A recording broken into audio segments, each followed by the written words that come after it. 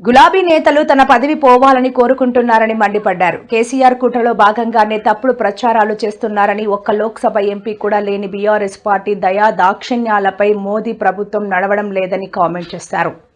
ఇక కేటీఆర్ ఒక fake video ఫ్యాక్టరీని నడుపుతున్నారని, సోషల్ మీడియా వేదికగా తనపై తప్పుడు వార్తలను ప్రచారం చేయిస్తున్నారని మండిపడ్డారు. మోడీ గారు బహుశా భారతదేశంలో మొట్టమొదటిసారి ఒక కేంద్ర మంత్రి కొడుకు మీద లుకౌట్ నోటీస్ ఇచ్చే పరిస్థితి వచ్చింది. కేంద్ర మంత్రిని ఇవాళ మీరు బర్తరఫ్ చేయకపోతే ఇక్కడ విచారణ సజావుగా జరిగే పరిస్థితి లేనే లేదు.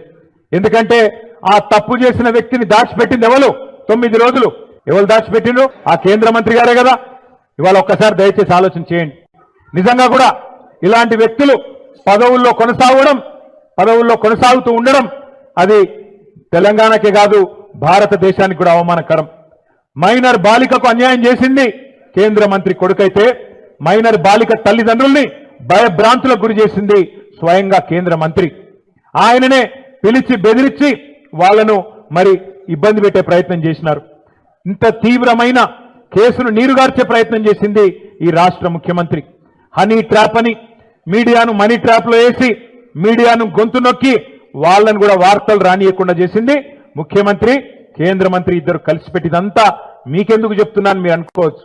ఎందుకంటే ఒకటే ఒక్క డిమాండ్ మనందరిది ఈ సమావేశం ద్వారా, ఖచ్చితంగా కేంద్ర మంత్రి గారిని వెంటనే బర్తరఫ్ చేయాలని ఈ సమావేశం నుంచి మీ చప్పట్ల ద్వారా కేంద్ర ప్రభుత్వానికి మనం డిమాండ్ చేద్దాం. ఇప్పుడు అన్న ఈ కోర్టులో కేసు నడుస్తున్నది, కోర్టు పరిధిలో ఉన్నది. ఇప్పుడు ఒక్కరు గుర్తుంచుకోండి, కన్న కొడుకును